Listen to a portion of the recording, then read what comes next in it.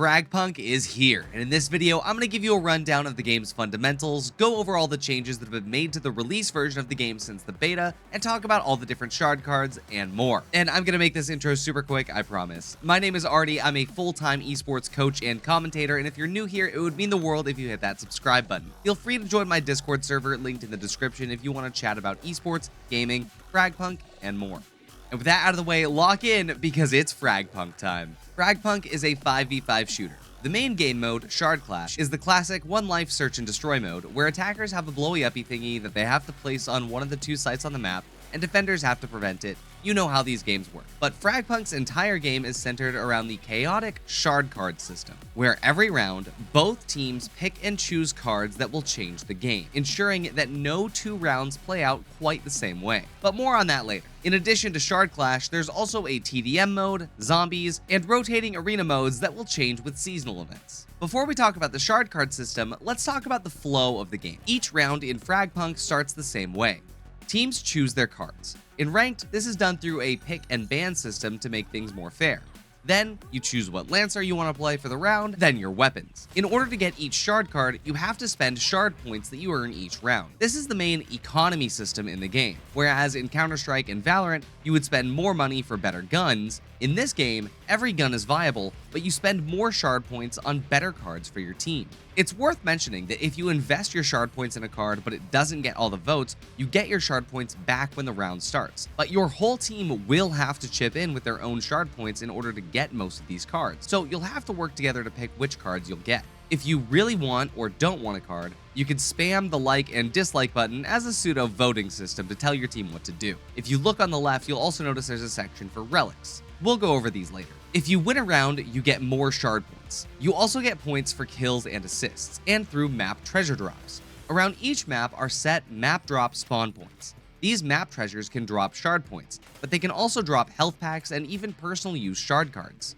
You can carry multiple cards and swap between them, and if you don't use them in the round you got them, they will carry over to the next one if you survive. The spawn points for these treasures are set, but the drops are random, which makes for a great gameplay loop if you want to prioritize certain routes to get the most loot on a given map. But my favorite part of the game by far is the tiebreaker system. Should the game be tied up, instead of doing overtime, you go into a series of 5 1v1s, where you get to choose the order that your team battles it out for the 1v1s. So truly, the team with the most skill makes it out victorious. Now let's talk about shard cards. At launch, there are 169 shard cards. Nice. And for all the keyboard warriors out there, don't worry, it's not pay to win. You unlock shard cards through playing the game, and there's no way to pay to unlock cards faster. The cards that are pulled in any round are pulled from your entire team's inventory, and the more people on your team who have a card unlocked increases the chance of any given card to appear. There are 4 main types of cards in the game, denoted by these icons at the bottom right of the cards. Map cards modify the map itself, removing sites, adding cover to sites, changing layouts, or even modifying certain parts of the map entirely. Some map cards will only be drawn on specific maps. For example, this card that makes the bridge on the Black Market map heal you has no chance of being drawn on other maps. Lancer cards modify Lancers and their abilities, rule cards modify the game's rules or different mechanics, and weapon cards modify how the weapons function, adding things like damage buffs, extra bullets, ammo, etc. The combination of cards can change every round, and there are some super fun interactions between cards that can really change things up. Like this example, where I had charged shotguns and Birdman. Birdman allows you to float in the air when you ADS, making it possible to get these insane peaks. But because of the charged shotguns having such insane recoil, you can use it to launch yourself up in the air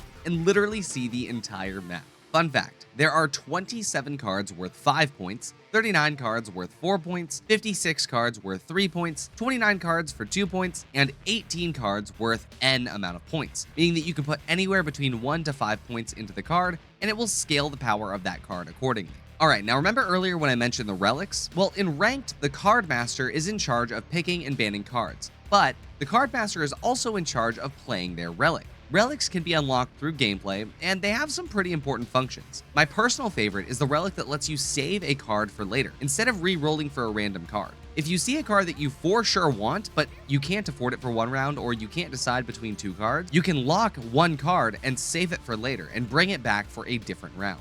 Now, let's talk weapons and mechanics. While at first you might think that Fragpunk is quite familiar to CS or Valorant, the weapon handling and recoil system in this game is actually closer to Rainbow Six if you were to make a comparison. But to be honest, the recoil mechanics in this game do feel truly unique. Guns have consistent patterns that are easy to learn, and while you don't want to hip fire while moving with most guns, your bullets will always stay in line with the crosshair when you're ADS'd, even when moving. The TTK feels really solid in this. The game rewards you for playing aggressively since there are only 4 guns that can one-shot headshot: a marksman rifle, the deagle equivalent, and the 2 sniper rifles. Even with headshots, neither of the 2 ARs can one-tap, like in other attack shooters. At first, I was kinda hesitant about this, but it really does feel good to not be punished just because someone hits a lucky one-tap. But that playstyle still hasn't been fully removed from the game, it's just been assigned to a marksman rifle instead of the AK equivalent. Most guns also have a variable zoom, and there's options in the settings to set the default zoom option for every weapon to your preference. The level and map design here is fantastic, and every map truly feels unique, not only in their art and layout, but every map has doors that you can close or open. Some maps have portals, some maps have moving parts, and my personal favorite is Black Market, which has a bridge that you can open and close at will. There's a lot to discover on each map, so take some time to learn them. There have been a few changes since the beta, but let's talk about the most important ones now. One of the most controversial changes is that the overall movement speed has been reduced. But don't worry, the game is not slow by any means. It was only reduced by about 0.5 meters per second, which is just enough to prevent what the devs called the jump and pull, where you could jump peek a corner, take a shot, and land safely back around the corner. This was an issue in the beta, and to be honest, I'm really glad that this issue was able to be fixed with just an adjustment to the movement speed, rather than adding inertia that would screw up the rest of the movement in the game. The movement feels really solid here. Another big change is in the launcher secondary weapons. In the beta, you could either have a pistol or a pistol that shot a grenade. Now with the launcher pistols, they also function as a regular sidearm. A very nice touch in my opinion. And while I already made a video talking about every Lancer, their abilities, and how to use them, you can check that out here by the way. There have also been some balance changes to the characters since the beta. So let's go over that now. For Axon, his number of grenades has been reduced from 12 down to just 10. His slide is now only on his shotgun and not any primary weapon. For Zephyr, the Midnight Rambler has been increased from 2 to 3, and there's no more partial invisibility either. For Cirquet, on Dilemma, the radius has been increased, and also the strength of the pull for Dilemma has been increased, meaning that Dilemma is now really useful to trap people.